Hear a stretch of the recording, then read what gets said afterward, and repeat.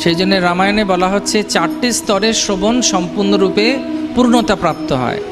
প্রথমটি হচ্ছে শ্রবণ, দ্বিতীয়টি হচ্ছে মনন, যেটা আমি শুনলাম সেটার উপরে চিন্তা করা, মনন।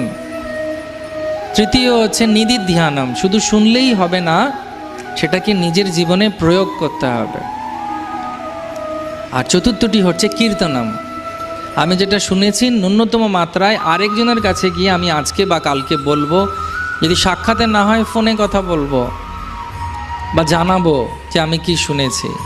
এই 4 দশার মাধ্যমে বা 4টে পদক্ষেপের মাধ্যমে শ্রবণ সম্পূর্ণ হয়।